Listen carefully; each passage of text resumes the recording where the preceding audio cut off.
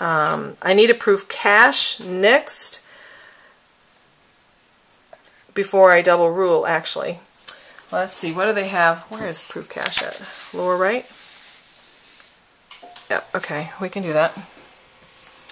They tell us in the book, proof cash, the beginning cash balance on April 1st was 0. So here it says cash on hand at the beginning of the month. Well, they tell us it's 0. $0. Then it asks us in the formula here, plus total cash received during the month. Oh, maybe I should back up one. Where did I find where it said 0? That was in your textbook on step 5. Right? Yes. Plus total cash received during the month. Well, cash received would be cash debited. So the total was $5,099. Now what I'm supposed to do is add that. It says plus. So I'll add that. 5,099 plus 0 is 5,099. Then I'm supposed to take away the cash that's paid out. It says total cash paid during the month. So that would be cash credit total, 4,073. So this one was added together and this one is subtracted. So if I take 5,099 minus 4,073, that gives me 1,026. Now, it should match what's in my checkbook, on my check stub, what the balance is. So, looking back in, oh, and it doesn't. Hang on a minute. What am I missing? Maybe I didn't add this column right. 5255 plus 300 plus 544. Yeah. Minus 4. I get 1,026. But their checkbook balance is 1,526. I'm not exactly sure why.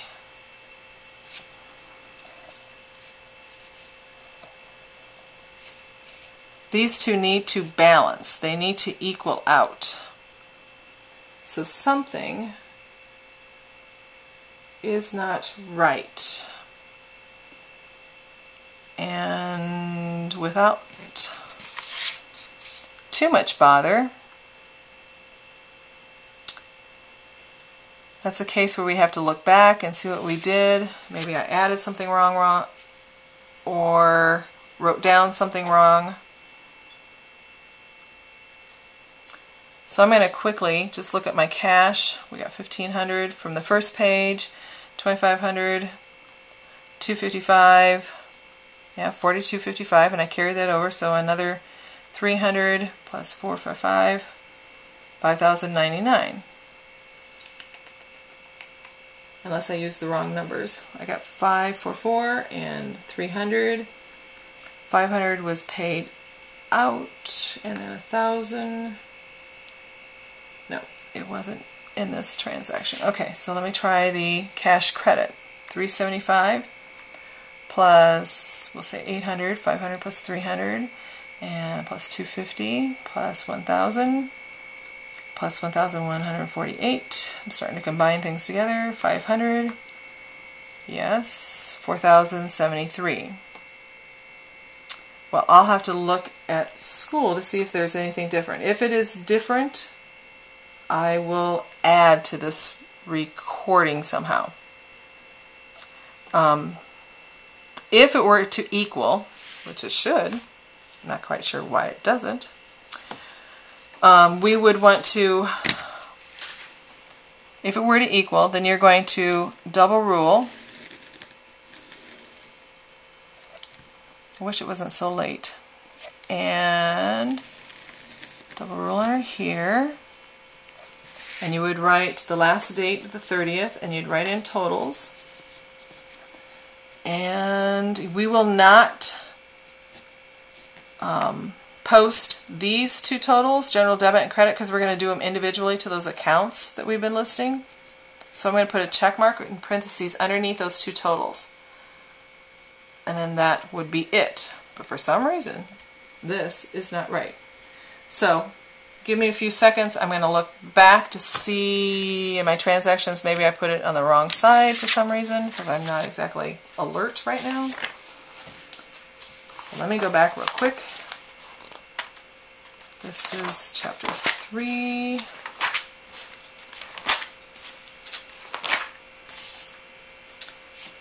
So cash received from the owner. Yep, cash received $1,500.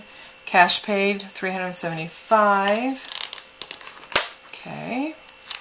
Next one. Bought supplies on account. That doesn't deal with.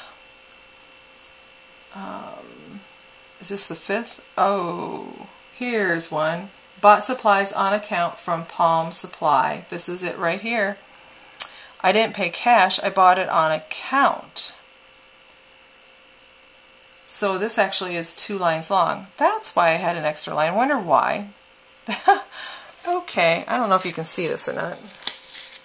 Let's move this over.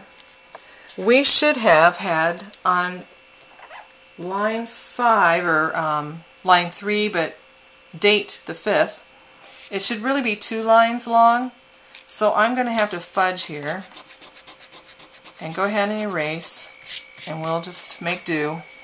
I'm going to put a 5 in, and I'm going to split this line in half like it's actually 2 lines, so that we don't have to erase everything. M1, this should say supplies. That's what I get for doing this late at night. It said the second half, bought it on account from Palm Supply. So it should say accounts payable, Palm Supply in the next line. You don't repeat the date, you leave it blank because it's all part of the same date. And here I am going to split this row. I'm going to erase the 500 from cash as well. Split it all the way across. So now I got 2 lines there. Supplies will be debited for 500, and accounts payable Palm Supply will be credited for 500 because we owe them $500. So now this makes my cash credit $500 less, so $4,073 minus 500. This should read 3,000. This is good to see that, you know, you can solve your problems. You don't have to have Mrs. Cook to do it for you. 35.73. My general credit increased by 500, so 17.55 plus 500 is 22.55. So I'm going to increase this total to 22.55. Okay, and then now can you see this though? Proving cash from the first page. My general credit column is no longer 17.55, it's 22.55. And my cash credit column changed from 35.73. Now this total is still going to be the same, it's just that it moved 500 to the general credit and took it out of the cash credit. So the total is not changed at all. And then on the next page, when we carry it forward, let me look up here, see what you're seeing. When we carry forward, we want to carry forward in the cash credit column 3,573. And then for general debit column, I want to use 22.55, 2,255, which will change my totals for general credit. I have 2,555, and my cash credit, now I just carry that new number down, 3,573. Now let's prove cash on this page.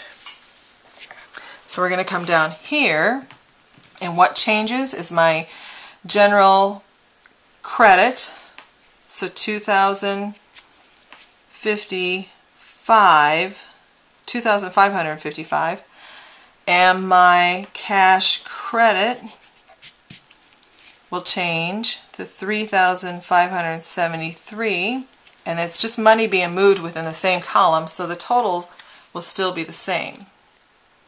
So 2,555 plus 3,929 plus 3,573, yes, 10,057 still. Then to prove cash this time, if we change what we have, our cash received didn't change, but our cash paid out did. So I'm going to decrease that, I'm going to erase that, 3,573, and I'm going to erase this total underneath it and take my calculator and take 5,099 minus 3,573, and I get 1,526. Now it equals. And I have proof cash, and my totals can be double ruled and finished out.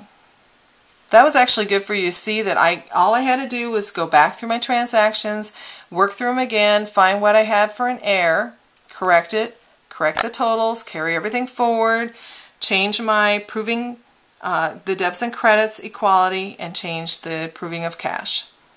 It's what you need to do. If I can do it, you can do it. Okay, it's your turn to do on your own 3-4. Good luck.